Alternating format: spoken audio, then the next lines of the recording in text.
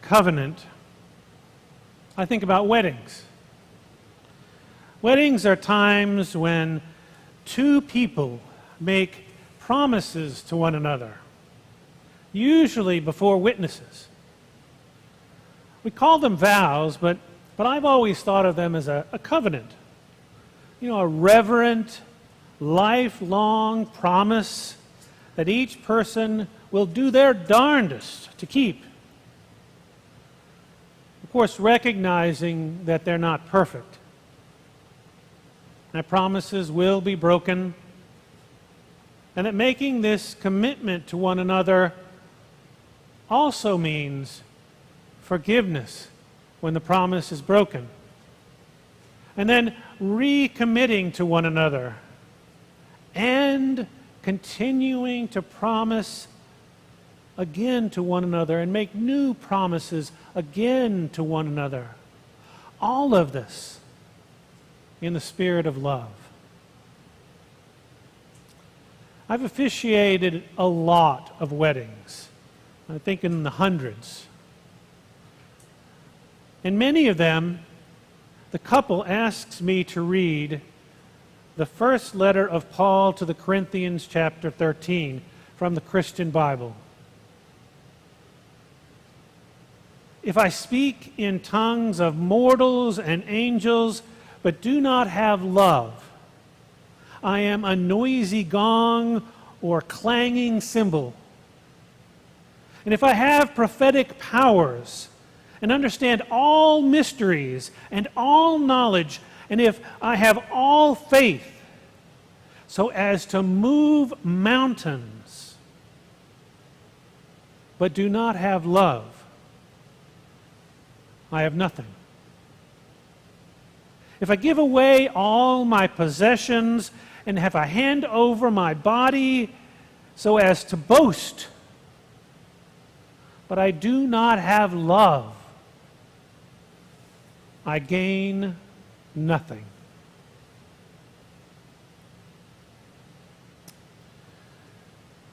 The word that Paul uses for love in these passages, in this particular passage, is agape. Agape is not sexual love or parent-child love or even the love between friends. Agape is love that gives without demanding or expecting repayment. It is love given even to the unlovable and unappealing. A person gives or expresses agape because they want to, not because they have to or have anything to gain or to prove. Strictly speaking, agape can't be defined as God's love. But it can be defined as a sacrificial, giving, absorbing love. This word has little to do with emotion. It has much to do with self-denial for the sake of another.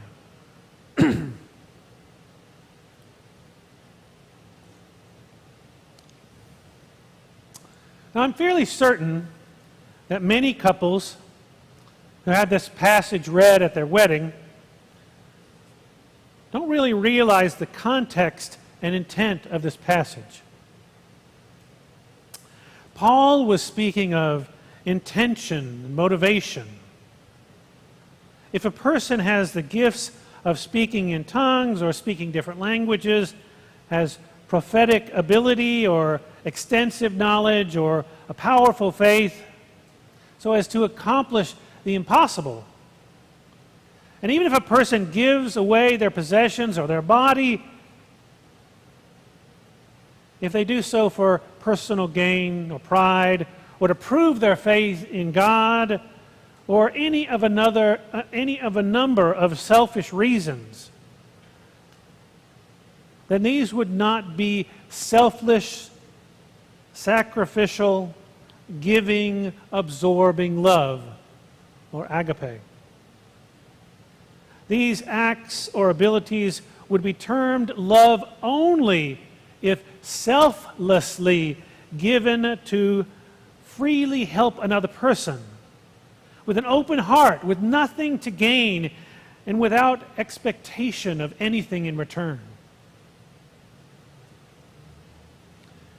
This giving of love is intentional, often thought of as wanting to put another person's needs in front of your own.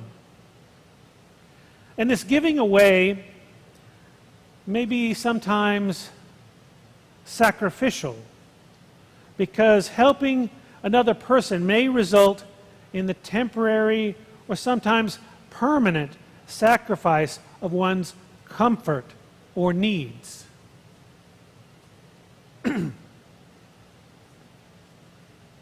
At the end of the service today, I'm going to read a story to the children. So after the gratitudes and announcements at the end of the service. And the story today is the Good Samaritan. Now, many of you know the story. A merchant is attacked by bandits and left for dead. Supposedly good people walk by him, ignoring his distress.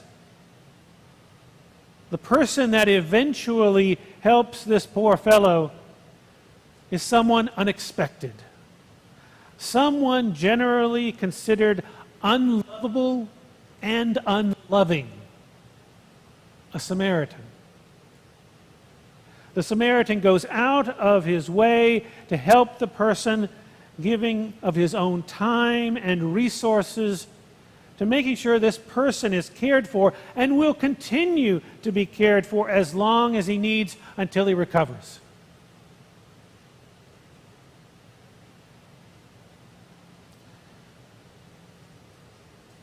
I've read this story any number of times, or heard it, reflected on it.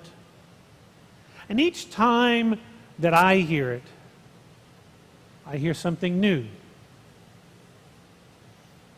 Something a little different. Not only discovering new understandings of the underlying messages in the story, but how the story speaks to me about how I live my life, even as I go through changes, as I mature, as I change in different ways. Lately, I've been thinking about what it says about the concept of covenant. Today, I think of this story, and I think of the promises I make to myself about how I will treat others. My wife, my family, my friends, people I come across in my ministry, people in this congregation, even strangers. I keep in the forefront of my mind this idea of agape as I review the covenants that I make with myself and to others. Taking care of my own needs and giving loving kindness to myself, as well as taking care of others and giving them loving kindness, not for any personal benefit or gain. And I'm willing at times to put other people's needs before my own. Now, I'm not asking you to do this kind of covenant, but I am inviting you to think about what you promise to yourself about how you will be in the world, and what you promise others about how you'll be in relationship to them. And would you be willing to put others' needs and feelings before your own, even if it led to your being a little uncomfortable or inconvenienced, or putting their needs and feelings before your own.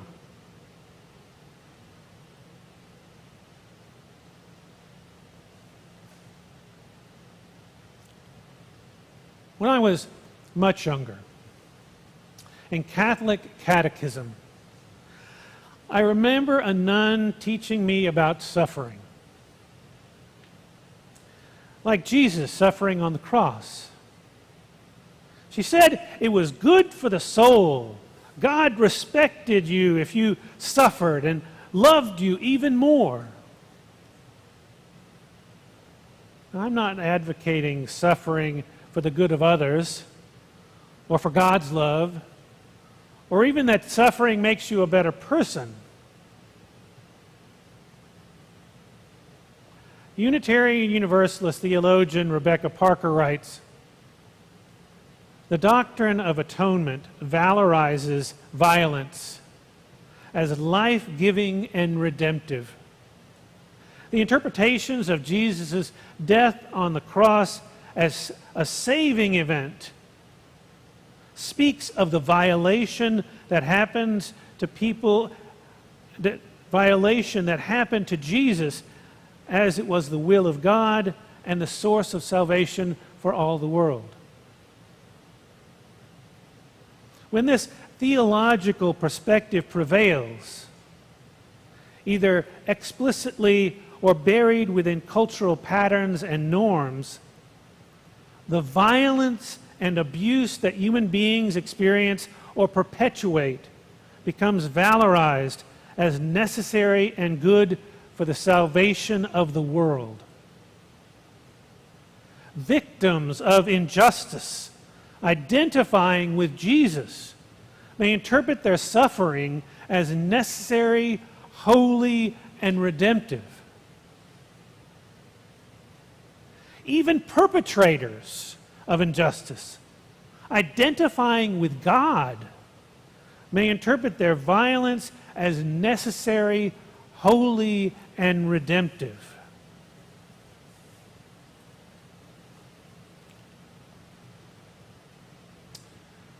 So here is the problem I'm facing. How do the teachings of suffering is good for the soul, God respects you for suffering, suffering makes you a better person, land in a Black Lives Matter culture? What about the idea that perpetrators of injustice identifying with God may interpret their violence as necessary, holy, and redemptive? How might that land in a Black Lives Matter culture?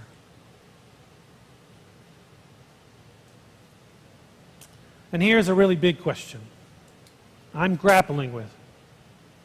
These biblical teachings, written by old white men thousands of years ago and passed down through the ages as sacrosanct teachings, how much are they part of the system of white supremacy culture that is baked into our lives?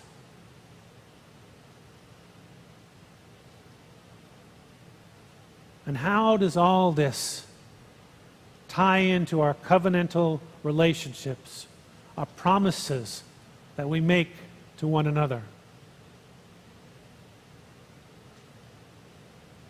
When considering the covenant I make with myself, I make promises that are consistent with my present worldview, my values, my morals. But I emphasize present because my promises cannot be static. I will change, others will change, the world will change, and my understanding of it all will change.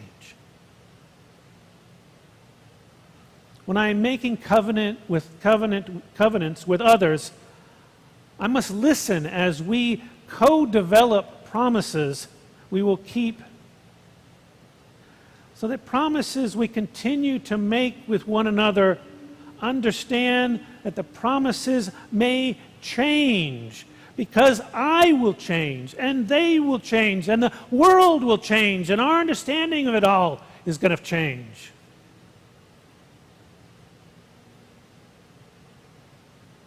And that's what we're trying to do right now, is to change our culture, to move away from the white supremacy culture we live in. And so I come back to this definition of agape that involves making an attempt to put another's needs, beliefs, and feelings before my own.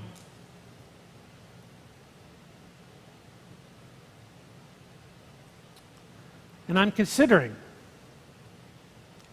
looking at what agape means a little more intentionally, particularly as a white man in a Black Lives Matter culture. For me, agape must also mean being willing to listen to those who I want to develop relationships with and covenants with, without trying to impose my white supremacy culture on them. Radically being willing to step outside my comfortable worldview and step into a worldview that isn't primarily shaped by me or this white supremacy culture I live in.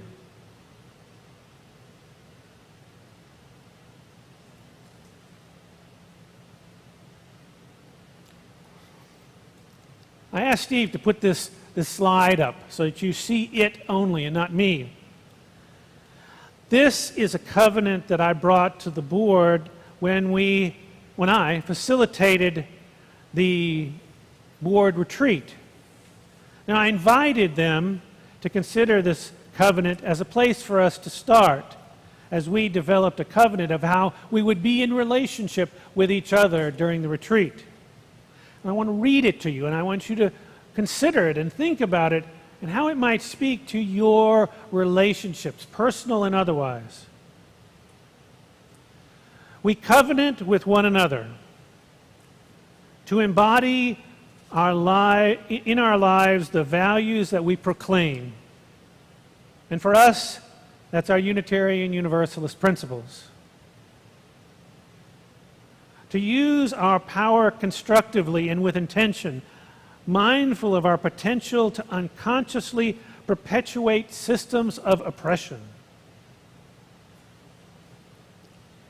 To cultivate practices of deepening awareness, understanding, humility, and commitment to our ideals. To listen from the inside out, to listen from the bottom up. A feeling in your gut matters. To make space and take space.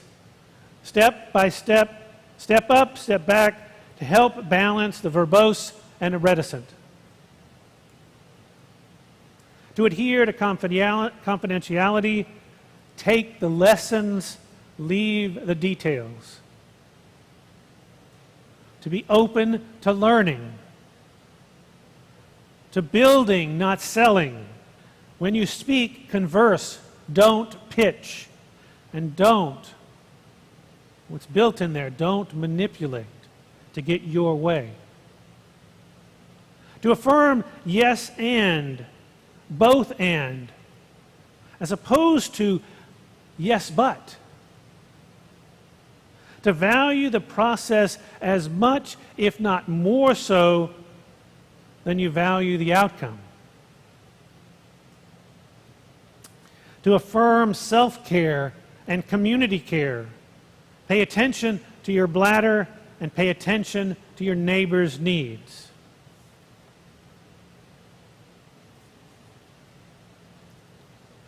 What do you notice about this covenant, besides the word bladder in it?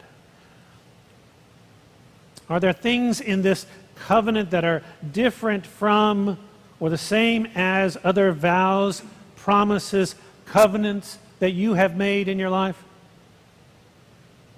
Would you feel comfortable using this covenant or parts of it with a partner, a spouse, a family member, a church community?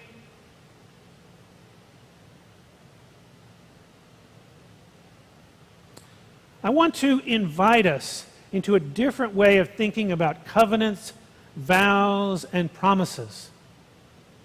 A way that pushes us to grow and learn and perhaps be a little uncomfortable, not as a sacrificial thing, but from a point of abundance, knowing that we have an abundance within us to share, whatever that abundance might be for you. And that, yes, every decision or outcome may be important, but the process of getting there, including how we treat one another, is at the very least equally important, if not more. We must risk making promises, even if we sometimes come up short, even if we break promises. And we need to co-create a process to find a way back into relationship, to find our way back into relationship with whomever, including communities and people that we value. A path through forgiveness, compassion, loving kindness, and beginning the relationship again in the spirit of love. Let me close with this quote from Unitarian Universalist minister Reverend Gretchen Haley. What our faith asks of us, what our faith imagines of us, is that somehow, right at the moment when our heart breaks, we will find our way to see through the heartbreak. We will stay put, not close off, not run away, not hurt back, but keep being in relationship, doing what we can to repair the relationship and the world. Amen.